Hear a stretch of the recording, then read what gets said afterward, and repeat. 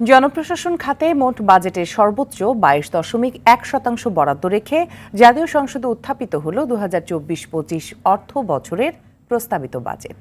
টাকার হিসেবে যার পরিমাণ প্রায় 1,75,774 কোটি টাকা।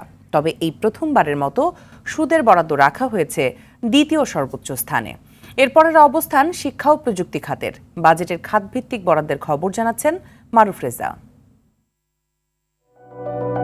বরাবরের মতো 2024-25 অর্থ বছরের বাজেটে সবচেয়ে বেশি বরাদ্দ রাখা হয়েছে জনপ্রশাসন খাতে। শতাংশের হিসেবে যার পরিমাণ 22.1%, আর টাকার হিসেবে 1,75,774 কোটি টাকা। এই প্রথমবার শিক্ষাকে পেছনে রেখে দ্বিতীয় সর্বোচ্চ বরাদ্দ রাখা হয়েছে সুদ পরিশোধে। নানা উন্নয়ন প্রকল্পে নেওয়া দেশীয় ও বৈদেশিক ঋণ ফেরত দিতেই এই গুরুত্ব। শতাংশের হিসেবে মোট বাজেটের 14.2 আর টাকার হিসেবে 1,13,500 কোটি টাকা। এর পরের অবস্থান শিক্ষা ও প্রযুক্তি বাজেট, যা মোট বাজেটের 14% আর টাকার হিসেবে 1,11,157 কোটি টাকা।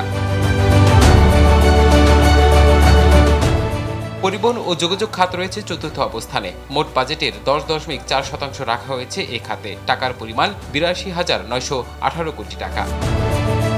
সার্বিক উন্নয়নের পূর্বশর্ত স্থানীয় সরকার ও পল্লী উন্নয়ন। নতুন অর্থ বছরে এ খাতে বরাদ্দ 47,953 কোটি টাকা। দেশের সার্বিক উন্নয়নের পরিপূরক কৃষি খাতে কিছুটা বরাদ্দ বাড়ানো হয়েছে নতুন বাজেটে। কৃষি ভর্তুকি, কৃষকের আপৎকালীন ঋণ সহায়তার কথা মাথায় রেখে বরাদ্দ রাখা হয়েছে 47,332 কোটি টাকা, যা মোট বাজেটের 5.9%। এরপরই সামাজিক নিরাপত্তা ও কল্যাণ খাতকে গুরুত্ব দেওয়া হয়েছে। বরাদ্দ 43,208 কোটি টাকা। পরের অবস্থান প্রতিরক্ষা খাতের। এবার 42,014 কোটি টাকা বরাদ্দ রাখা হয়েছে এ খাতে, যা মোট বাজেটের 5.3%।